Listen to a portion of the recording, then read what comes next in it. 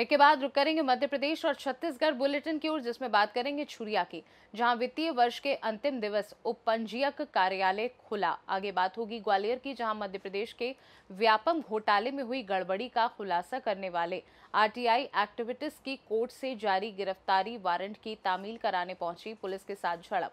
साथ ही आगे चर्चा होगी सिवनी की, जहां विश्व रंगमंच दिवस के उपलक्ष्य में 2 दिवसीय नाट्य महोत्सव का समापन हुआ। ऐसी तमाम खबरों पर विस्तार से होगी चर्चा। नगर में उप पंजीयक कार्यालय में वित्तीय वर्ष के अंतिम दिन काफी भीड़ देखी जा रही है। बता दें, रविवार को शासकीय कार्यालय का अवकाश होता है, लेकिन मार्च का महीना होने के चलते, वित्तीय वर्ष का अंतिम दिवस होने के चलते रविवार को उप पंजीयक कार्यालय में लोगों की भीड़ दिखाई दी। स्टाम्प वेंडर, दस्तावेज लेखक, अर्जी नवीश, सभी के पास लोगों की भारी भीड़ दिखाई दे रही है। वहीं उप पंजीयक कार्यालय में काफी भीड़ देखी गई। स्टाम्प वेंडर, दस्तावेज लेखक, अर्जी नवीश के पास लोगों ने बैठकर अपना दस्तावेज तैयार करवा रहे हैं। वित्तीय वर्ष के अंतिम दिन होने के चलते लोग अपनी जमीन की रजिस्ट्री करने उप पंजीयक कार्यालय पहुंचे हैं। कार्यालय अपने निर्धारित समय पर खुल गया। कार्यालय के खुलने के साथ उप पंजीयक कार्यालय में भी भीड़ देखी गई। छुरिया से सी न्यूज़ संवाददाता राधेश्याम शर्मा की रिपोर्ट।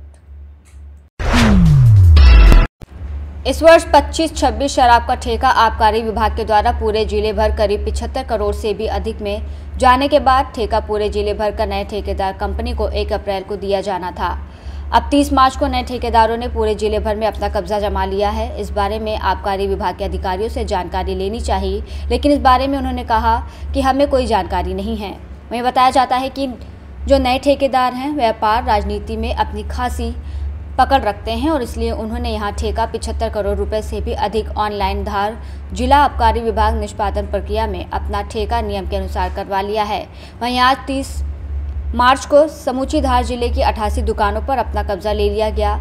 हालांकि पुराने ठेकेदार की माने तो कंपोजिट ठेके पद्धति लेने के बाद भी करीब 1 करोड़ के अंदर नुकसान होना बताया जा रहा है, जबकि नए ठेकेदार द्वारा करीब 75 करोड़ से भी अधिक रुपए की राशि बढ़ाकर ये ठेका अपनी कंपनी के नाम करवा लिया गया।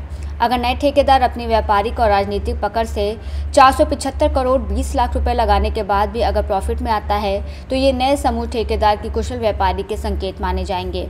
हालांकि साल 24-25 की बात करें तो हर गली मोहल्ले में शराब खुलेआम बिकी थी और अब देखना यह है कि इसका दायरा नए ठेकेदार किस तरह से बढ़ाते हैं। जैसे कि आपके विभाग आबकारी द्वारा ये जो आपके शराब ठेके की नीलामी किस पद्धति से हुई और कितनी आपके रेवेन्यू जमा हुआ?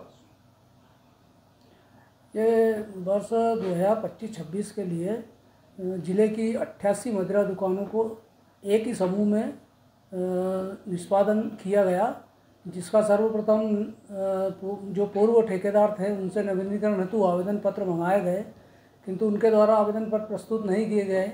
उसके बाद इसके लॉटरी के द्वारा निष्पादन पर इन 88 मदिरा दुकानों को रखा गया। इन 88 मदिरा दुकानों को लॉटरी में 27 फरवरी को 475 करोड़ 20,73,203 रुपये में ये लॉटरी द्वारा निष्पादित हुई। जैसे पिछले वर्ष की तुलना में पिछले वर्ष कितना हुआ था और अपनी तुलना में कितना बढ़ा है? जी, गत वर्ष में ये इसका जो 24-25 में ये 396 करोड़ 61,002 रुपये में निष्पादन हुआ था, जो जब इस वर्ष में ये 20% गत वर्ष से अधिक में हुआ है। आपका नाम बता? मेरा नाम आनंद कुमार डंडीर, सहायक जिला आबकारी अधिकारी। धार से सी न्यूज़ संवाददाता प्रकाश जोशी की रिपोर्ट। मध्य प्रदेश के व्यापम घोटाले में हुई गड़बड़ी का खुलासा करने वाले आरटीआई एक्टिविस्ट आशीष चतुर्वेदी की कोर्ट से जारी गिरफ्तारी वारंट की तामील कराने पहुंची पुलिस के साथ झड़प हुई है। विवाद बढ़ा तो नौबत मारपीट तक पहुंच गई, जिसमें एक सब इंस्पेक्टर आशीष शर्मा को चोट आई है और पुलिस उन्हें इलाज कराने अस्पताल में भर्ती कराया गया है। वहीं पुलिस का कहना है कि पूर्व में भी 3 बार आशीष के गिरफ्तारी वारंट जारी हो चुके थे, लेकिन उनके पेश ना होने पर पुलिस वारंट तामील के लिए झांसी रोड थाना क्षेत्र के नाका चंद्र बदनी स्थित उनके घर पहुंची थी। तभी आशीष भड़क गए। उन्होंने अपने पिता के साथ पुलिसकर्मी को धक्का दिया, जिससे उसे चोट आ गई, जिस पर झांसी रोड थाना पुलिस बल तत्काल मौके पर पहुंचा और घायल सब इंस्पेक्टर को इलाज के लिए अस्पताल भिजवाया। आशीष को पुलिस द्वारा हिरासत में ले लिया गया है। वहीं झांसी रोड थाना प्रभारी मंगल सिंह पपोला का कहना है कि इससे पूर्व 3-4 बार आशीष की गिरफ्तारी वारंट जारी हो चुके हैं, लेकिन गिरफ्तारी से बचने के लिए आशीष वारंट की तारीख से पहले गायब हो जाता था। वहीं विगत 24 फरवरी, 6 मार्च और 20 मार्च को भी आशीष गायब हो चुका है। इसी के लिए पुलिस उनके घर वारंट तामील के लिए पहुंची थी। वहीं आशीष को हम कोर्ट में पेश करेंगे और कोर्ट जो भी निर्णय लेगा उसका पालन किया जाएगा। वहीं झांसी रोड थाना पुलिस द्वारा की गई कार्रवाई पर आशीष चतुर्वेदी ने पुलिस पर ही गंभीर आरोप लगाए हैं। आशीष चतुर्वेदी का कहना है कि जानबूझकर उसके साथ ये सब किया जा रहा है। इनका 3-4 बार पहले गिरफ्तारी वारंट निकल चुका है। एक प्रकरण है माननीय न्यायालय JMFC ज्योत्सना गैब्रियल साहब के यहाँ से। पहले इनका 24 फरवरी का निकला था गिरफ्तारी वारंट। उस तारीख को 23 तारीख को ये थाने पे भी आए थे एक मामले। इनको अगले दिन बताया था कि आपका साक्षी का गिरफ्तारी वारंट है, ये उपस्थित नहीं हो पाए। उसके बाद 6 तारीख का वारंट था मार्च के महीने में, ये उससे पहले ही चले गए थे। उसके बाद इनका 20 तारीख का निकला तो उससे 2 दिन पहले चले गए। इनको पता रहता जिस तारीख को मेरा वारंट है उस तारीख को पेशी नहीं हो पाएगी 3 बार। तो कोर्ट से हमारे लिए स्पेशल ऑर्डर आया है इसमें कि आप आवश्यक रूप से तामीली करवाएं। तो आज भी इनको बताने के लिए गए थे तो ये भड़क गए घर पे और इनने सर पर अपने दीवार पटका है। इनके पिताजी ने और हमारे सब इंस्पेक्टर ने रोकने का प्रयास किया। इनका सर पर चोट लगी, उसके इलाज के लाए हैं। क्योंकि अब आगे भी मतलब ये कर सकते हैं, इसी स्थिति इनकी फिर कहीं जा सकते हैं। एग्जीक्यूशन वारंट है हमारे पास में, गिरफ्तारी का वारंट है इनका, तो इनको इसलिए हम लेके आए हैं। संबंधित कोर्ट में इसको पेश करेंगे। अब कोर्ट चाहे तो उस तारीख तक को मुचल के छोड़ जाए, जो भी कर दे। हम पर अरेस्ट वारंट है, कहीं ऐसा लिखा नहीं कि बिफोर डेट में नहीं कर सकते। बिफोर डेट ऑन डेट में रहता है साक्षी का, लेकिन पूर्व में इनको 3 बार अपन चांस दे चुके हैं। लेकिन ये झूठ बोल रहे हैं, पुलिस अधिकारी दबाव बनाने के लिए वाली चीजें धर्मवीर को बचाने के लिए धर्मवीर के दबाव में ये सब कर रहे हैं। क्योंकि वो डकैत है, सेट कॉर्पोरेशन में सट्टा का कारोबार चलाता है, जिसने जेल से मेरे पैरोल की आरोपी छुड़वाए मेरी हत्या कराने के लिए। तो 2-4 अपराधियों को जेल से छुड़वाया, आपको पैरोल देंगे। इसकी जांच चल रही है, जवाब नहीं दे पा रहा है। ग्वालियर से सी न्यूज संवाददाता शिवम सिंह चौहान की रिपोर्ट।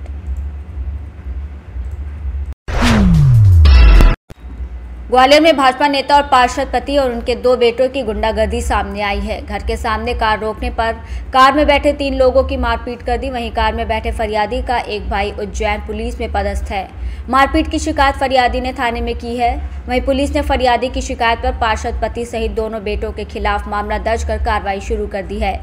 दरअसल ग्वालियर शहर के वैष्णोपुरम के रहने वाले शैलेंद्र भदौरिया अपनी बहन ज्योति सिंह को कल देर रात 2 बजे गोला का मंदिर थाना क्षेत्र के सूर्य विहार कॉलोनी में छोड़ने गए हुए थे। उनके साथ उनके भाई रोहित और भूपेंद्र भी बहन को छोड़ने गए थे। लौटते वक्त सूर्य विहार कॉलोनी में वार्ड 19 के पार्षद के घर के सामने कार को रोक दूसरी गाड़ी में सवार हो रहे थे। तभी पार्षद के घर पर तैनात सुरक्षाकर्मी ने गाड़ी रोकने पर टोका और विवाद करने लगा। हल्ला सुनकर भाजपा नेता और पार्षद पति बलबीर सिंह तोमर और उसके 2 बेटे योगेश तोमर, छोटू तोमर भी आ गए और इसी दौरान उन तीनों की जमकर पिटाई कर दी और बंदूक की बट से मारकर घायल कर दिया। इसके बाद शैलेंद्र भदौरिया, भूपेंद्र और रोहित थाने पहुंचे, जहां मारपीट करने वाले तीनों आरोपियों के खिलाफ शिकायत की। घायलों में भूपेंद्र भदौरिया उज्जैन जिले के पुलिस में आरक्षक के पद पर पदस्थ हैं। फिलहाल पुलिस ने पार्षद पति और उसके दोनों बेटों के खिलाफ मारपीट का मामला दर्ज कर कार्रवाई शुरू कर दी है।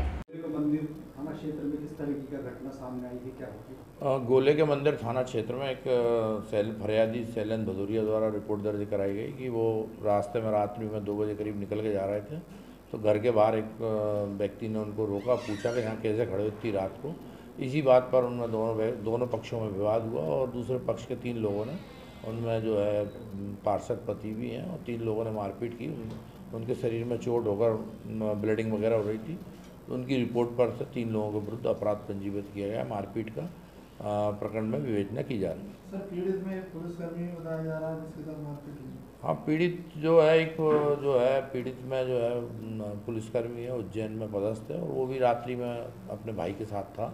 वो वहाँ से निकल के जा रहे थे। तो इसी बात पर चूँकि उन्होंने रोका टोका और इसी बात पर दोनों पक्षों में छोटी सी बात पर विवाद हुआ। ग्वालियर से सी न्यूज संवाददाता शिवम सिंह चौहान की रिपोर्ट। सिवनी मालवा में जन सेवा शैक्षणिक और सांस्कृतिक संस्था द्वारा विश्व रंगमंच दिवस के उपलक्ष्य में 2 दिवसीय नाट्य महोत्सव का समापन हुआ। पहले दिन केपी सक्सेना द्वारा लिखित नाटक गज फुट इंच की प्रस्तुति अभिराम जन कल्याण संस्था भोपाल के कलाकारों द्वारा की गई। नाटक का निर्देशन और परिकल्पना सुनील राज द्वारा की गई। वहीं नाटक गज फुट इंच समाज में लोगों की मानसिकता पर आधारित था। समाज में सब तो नहीं पर अधिकतर लोग ऐसे होते हैं जो जिन संस्कारों और परिस्थितियों में पले बड़े होते हैं उनसे ना ऊपर उठ पाते हैं और ना नीचे आ पाते हैं। नाटक का मुख्य किरदार टिल्लू उन्हीं लोगों का प्रतिनिधित्व करता है। वो एक ऐसा व्यक्ति है जिसे बचपन से ही कपड़ों के व्यापार में लगा दिया जाता है। बचपन से आज तक उसे केवल एक ही चीज़ पता है, वो है डब यानी मुनाफा।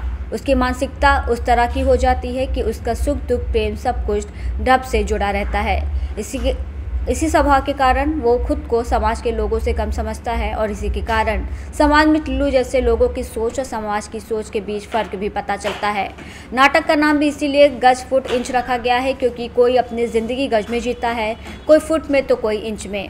ये लोगों पर निर्भर करता है कि वो अपनी ज़िंदगी के स्तर को कहाँ रखना चाहते हैं और उसे किस मोड़ पर ले जाना चाहते हैं। सिवनी मालवा से सी न्यूज़ संवाददाता संतोष चंदेल की रिपोर्ट। फिलहाल के लिए इस बुलेटिन में बस इतना ही। बने रहिए सी न्यूज़ भारत के साथ। हर खबर आपके साथ, आपके हाथ।